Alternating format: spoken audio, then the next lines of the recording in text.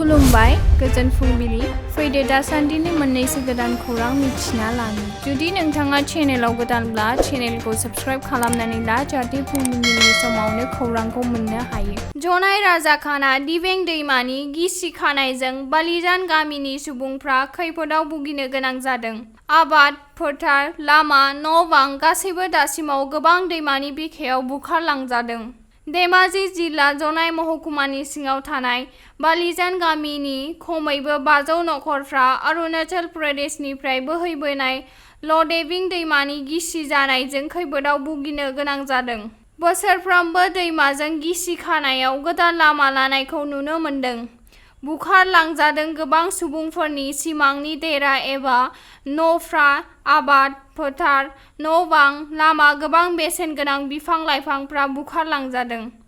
थांनाय दान मोनसे सिगां जनाय महकुमानि बिजाथि भुबन पेगुआ बे हा गिसि खानायखौ नायगिदिंफैनानै बेनि सायाव होबथेनाय राहाखौ साननैसो सानथामसो उनावनो खामानि मावनाय जागोन होननानै दिनैसिमबो दान मोनसे बारबाय जेबो खामानि मावाखै होननानै थागिबि सुबुंफ्रा सोंखारिदों। जुदि फैबाय थानाय बिसायख'थिनि सिगां दै बाना गिसि खानाय लामा गाज्रि बायदिसिना थासारिखौ फोजोबस्रांनानै होआब्ला भट बयकट खालामनायजों लोगोसे जाय बिजाथिनो भट नागिरनानै फैगोन मोसौ होसोनाय बायदि होसोगोन होननानै फोरमायो। भारतारिफोरनि थाखाय मोनसे गोग्गाथाव खौरां चन्द्रयान 3 आ अखाफोराव मैया मोनाबिलियाव सफ्ट लेन्डिं खालामबाय। मैया गेदेरथार बेसेन नाङै सावस्रि नायसंनाय आरो सुबुं सांग्रांथि हाबाफारि लादोंमोन कक्राझार फरायसालिमायाव। बे हाबाफारियाव मावफुं सोद्रोमा प्रमद बर'आ बाहागो लाना सावस्रि जोथोन बिसम्बि बिजाब बेखेवनानै होयो।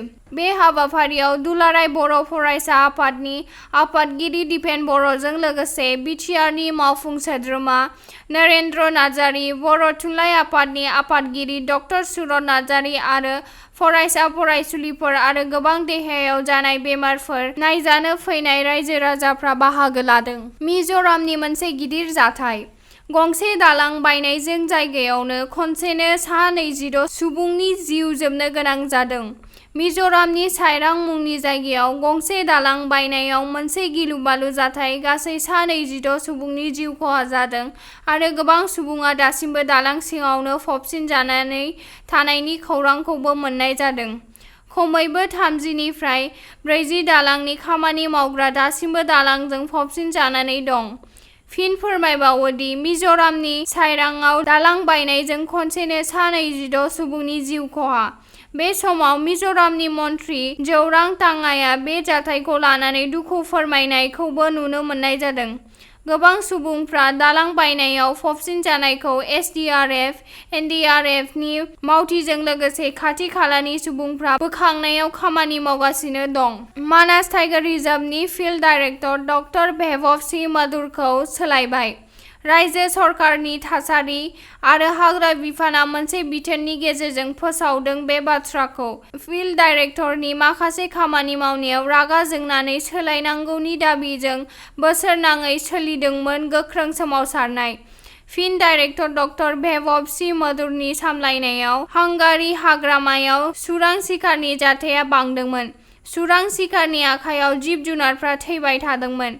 थांनाय 18 आगस्त खालि सोलायनाय जादोंमोन फिल्ड डाइरेक्टरखौ नाथाय सोलायनायनि साननै उनाव एबा 16 आगस्त खालारखालि फिन आरोबाव फैफिनदोंमोन।